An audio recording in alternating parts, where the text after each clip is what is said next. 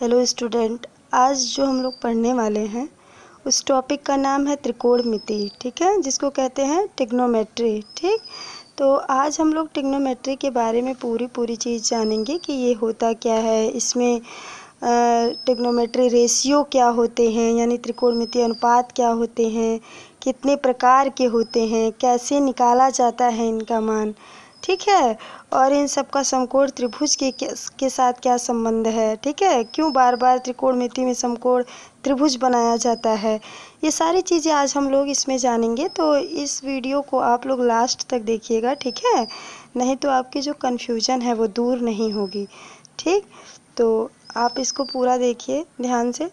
तो पहले हम लोग ये जान लेते हैं कि ट्रिग्नोमेट्री होता क्या है, यानी त्रिकोणमिति होता क्या है। तो त्रिकोणमिति दो शब्दों से मिलकर बना हुआ है। ठीक है, कितने शब्दों से मिलकर बना हुआ है? दो शब्दों से। एक होता है त्रिकोण और दूसरा होता है मिति। ठीक, तो त्रिकोण का मतलब होता है तीन कोण, यानी कि तीन कोण वाली आकृति। तो तीन कोणों वाली आकृति कौन सी होती है? त्रिभुज होती है। ठीक है, और मिति का मतलब होता है माप। ठीक, तो हम कुल मिला के ये कह सकते हैं कि त्रिकोणमिति गणित की वह शाखा है जिसके अंतर्गत हम त्रिभुज की भुजाओं तथा कोणों को मापते हैं। ठीक है, यानी कि त्रिकोणमिति में हम क्या करेंगे? त्रिभुज की भुजाओं और कोणों की माप करेंगे। ठीक है, तो हमने वही लिख दिया है शब्द में कि त्रिकोणमिति गणित की वह शाखा है जो त्रिभुज की भुजाओं एवं कोणों की माप से संबंधित है। ठीक, अब हम लोग जानेंगे कि त्रिकोणमितीय अनुपात क्या होता है। तो त्रिकोणमितीय अनुपात में समकोण त्रिभुज का बहुत बड़ा रोल है। समकोण त्रिभुज के द्वारा ही त्रिकोणमितीय अनुपात को निकाला जाता है। तो सबसे पहले हम ये जान लेते हैं कि त्रिकोणमितीय अनुपात होता क्या है, तब तो हम मान निकालेंगे। तो त्रिकोणमितीय अनुपात देखो क्या होता है कि किसी समकोण त्रिभुज में यानी राइट एंगल ट्रायंगल में किसी समकोण त्रिभुज में किन्हीं दो भुजाओं का अनुपात, दो भुजाओं का अनुपात क्या है, या इंग्लिश में साइड बोलते हैं। तो अगर हम टू साइड्स का रेशियो ले लेते हैं, ठीक है, अनुपात ले लेते हैं, तो उसको हम कहते हैं ट्रिग्नोमेट्री रेशियो। ठीक है, तो ये ध्यान दीजिएगा कि त्रिकोणमितीय अनुपात क्या होता है। तो समकोण त्रिभुज में किन्हीं दो भुजाओं का अनुपात ही त्रिकोणमितीय अनुपात होता है। ठीक है, तो हमने यहाँ लिख रखा है कि किसी समकोण त्रिभुज में किन्हीं दो भुजाओं के अनुपात को क्या कहते हैं? त्रिकोणमितीय अनुपात कहते हैं। और ये कितने प्रकार के होते हैं? ये 6 प्रकार के होते हैं। त्रिकोणमितीय अनुपात कितने प्रकार के होते हैं? 6। पहला क्या होता है? जो शुद्ध रूप इनका है ये है sine, cosine, tangent, cotangent, secant, cosecant. लेकिन शॉर्ट फॉर्म में इसको क्या कहते हैं? Sine cosine. कोसाइन को कहते हैं कॉस, टेंजेंट को कहते हैं टैन, फिर आता है कोटेंजेंट को कहते हैं कॉट, और फिर सीकेंट आता है कहते हैं सेक, और कोसिकेंट को क्या कहते हैं? कोसेक। ठीक है, और ये इसकी हिंदी है। ठीक, तो यही शॉर्ट फॉर्म ही हम लोग रेशियो का जो शॉर्ट फॉर्म है इसी का यूज करते हैं।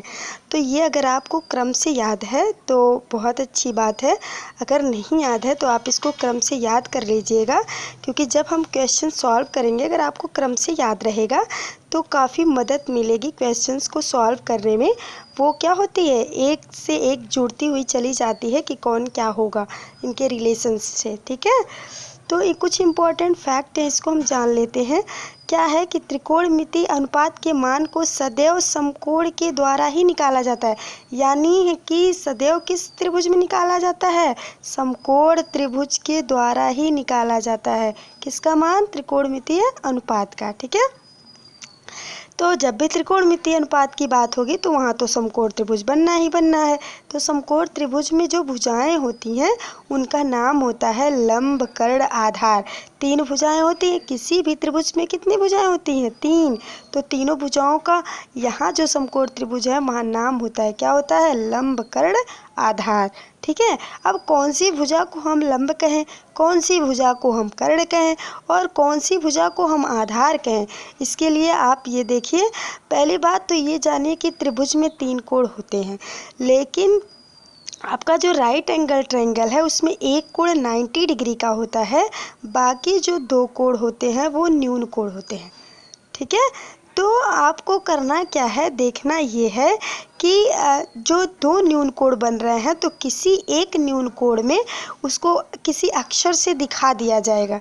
ठीक है, जैसे मान लो थीटा है या अल्फ़ा है या ए है, ऐसे दिखा दिया जाएगा। ठीक है, और अगर नहीं दिखाएगा तो वो कहेगा कि आप ए एंगल से निकालिए, बी एंगल से निकालिए या सी एंगल से निकालिए, वो कहेगा। तो आपको मान लेना वहाँ न्यून कोड बन रहा है। ठीक है, तो यहाँ देखो न्यून कोड बन रहा है। और हमने कहा अभी समकोण त्रिभुज में एक कोण कितने अंश का होता है, 90 अंश का होता है। तो ध्यान देना, जहाँ भी न्यून कोड दिखाया जा रहा है तो न्यून कोड के सामने वाली भुजा हमेशा लंब होती है। ठीक, और 90 अंश के सामने वाली भुजा हमेशा कर्ण होती है। ठीक है, और जिस भुजा पर ये दोनों कोण टिके रहते हैं उसको कहते हैं आधार। इंग्लिश में ये परपेंडिकुलर, हाइपोटेनस और ये होता है बेस। ठीक है, तो ये चीज़ आपको आनी ही आनी चाहिए। अगर ये नहीं आएगा तो आप रेशियो जो है, त्रिकोणमिति रेशियो, त्रिकोणमिति अनुपात जो हैं उनको आप निकाल नहीं पाएंगे। ठीक है, तो ये ध्यान रखिएगा, ये समझ आना चाहिए। इसीलिए हमने 3 ट्रायंगल उल्टा सीधा लिया है ताकि आपको समझ में आ जाए कि क्या लंब होगा, क्या कर्ण होगा और क्या आधार होगा। ठीक है, तो यही हमने शब्द में लिख दिया है कि न्यून कोण के सामने वाली भुजा सदैव क्या होती है, लंब होती है। और हम समकोण यानी 90 अंश के सामने वाली भुजा क्या होती है, कर्ण होती है। ठीक, क्लियर। अब इस फिगर में देखो लंब कर्ण आधार क्या है। यहाँ बन रहा है न्यून कोण, बनने को तो यहाँ बन रहा है लेकिन यहाँ अक्षर से रिप्रेजेंट किया गया है, तो इसके सामने हम क्या ले लेते हैं, लंब। और 90 के सामने क्या ले लेते हैं, कर्ण। और 21 भुजा पर ये दोनों टिके हैं, ये BC वाले भुजा पे ये दोनों कोण टिके हुए हैं, तो ये क्या हो जाएगा, आधार। ठीक, अब इसमें देखते हैं, इस वाले ट्रायंगल में देखते हैं, यहाँ बन रहा है न्यून कोण, तो इसके सामने वाली भुजा क्या हो जाएगी, लंब, यानी AB भुजा क्या होगी, लंब। अच्छा, न्यून कोण के ये जो आपका क्या दिख रहा है, समकोण, इसके सामने वाली भुजा क्या हो जाएगी, कर्ण, नाम क्या है, AC। और ये जो BC है, इस BC वाली भुजा पर दोनों कोण टिके हुए हैं, इसलिए ये क्या हो जाएगा, आधार, यानी कि ये क्या हो जाएगा, बेस। ठीक है, अब हम इनका मान निकालते हैं, रेशियो का, अनुपात का क्या होता है। तो देखो, रेशियो निकालने के लिए एक ट्रिक है, लाल बटे का, ये सबको लगभग पता होगा। ठीक है, ल जो होता है, ल से होता है लंब, आ का मात्रा जो लगा उसको कहते हैं आधार, और जो क होता है उसको कहते हैं कर्ण। ठीक है, कैसे यूज करेंगे, पहले आपको रेशियो तो क्रम में याद होना चाहिए, कम से कम 3 तो क्रम याद ही होना चाहिए। ठीक है, किसका किसका, साइन कॉस टेन। ठीक है, तो साइन देखो, साइन का क्या हो जाएगा, पहला ल और पहला क, तो साइन थीटा बराबर हो गया, यहाँ देखो साइन थीटा बराबर हो गया ल से लंब और क से कर्ण, यानी लंब बटे कर्ण, साइन थीटा बराबर। अगर आपको इस फिगर से कह दिया जाए लिखिए ना अक्षर के हिसाब से, तो देखो लंब क्या है, AB और कर्ण क्या है, AC। ठीक है, तो AB बटे AC हो गया साइन थीटा इस फिगर से। ठीक है, अब देखो कॉस थीटा आते हैं तो सेकेंड अक्षर, ये क्या है, आ यानी कि आधार, और ये क्या है, क यानी कि कर्ण, यानी आधार बटे जो कर्ण होगा वो तुम्हारा क्या हो जाएगा, कॉस थीटा। ठीक है, अगर फिगर में कह दिया जाए, आप बताइए, तो ये देखो अक्षर में लिखने के लिए कह दिया जाए, तो देखो आधार तुम्हारा क्या है, BC आधार है। ठीक, और कर्ण क्या है, AC। ठीक है, या C ये कह सकते हैं, ये कर्ण है। ठीक, अगला आता है टैन, तो टैन में देखो ल है लंब और ये आ है, ये क्या है, आधार, यानी लंब बटे आधार क्या होगा, तीसरा वाला होगा लंब बटे आधार, यानी टैन थीटा बराबर लंब बटे आधार। ठीक, अगर इस फिगर से लिखने के लिए कह दिया जाए तो देखो लंब क्या है, AB और आधार क्या है, BC, तो हो गया AB बटे BC, ये हो गया टैन थीटा। ठीक है, अब देखो कॉट जो होता है वो टैन का उल्टा होता है, यानी अगर टैन को उलट दिया जाए तो वो कॉट का मान हो जाता है, तो कॉट थीटा बराबर क्या हो जाएगा, यही देखो ये आधार नीचे तो ऊपर हो जाएगा आधार बटे लंब। ठीक, सेक थीटा जो होता है वो कॉस का उल्टा होता है, तो कॉस का उल्टा होगा तो कॉस क्या है, आधार बटे कर्ण, तो सेक हो जाएगा कर्ण बटे आधार। ठीक, अब कोसेक जो होता है वो साइन का उल्टा, इन तीनों को लिखने के बाद अब इसी को उलटते जाएंगे तो अगला 3 आ जाएगा। ठीक, तो कोसेक थीटा बराबर होता है इसका साइन का उल्टा, तो कर्ण बटे क्या हो गया, लंब। अगर इससे लिखने के लिए कह दिया जाए अक्षर में तो आप क्या लिखेंगी? कर्ण क्या है? AC है, ठीक, और लंब क्या है? AB है, यानी AC/AB कोसेक थीटा होगा इस फिगर में। ठीक, समझ में आ गया होगा। अब देखो कुछ त्रिकोणमितीय अनुपातों का कुछ संबंध है तो बहुत सारे, लेकिन अभी हमने इतना ही लिखा है और आप इसको लर्न कर लीजिएगा, ठीक है। तो tan थीटा बराबर होता है sin थीटा बटे cos थीटा। tan थीटा बराबर क्या होता है? sin थीटा बटे cos थीटा। ये आपको लर्न करने हैं, ठीक है। sec थीटा बराबर क्या होता है? अभी हमने कहा cos का उल्टा, और उल्टा कैसे लिखेंगे? जब 1/, में लिखेंगे तभी तो उल्टा लिखेंगे।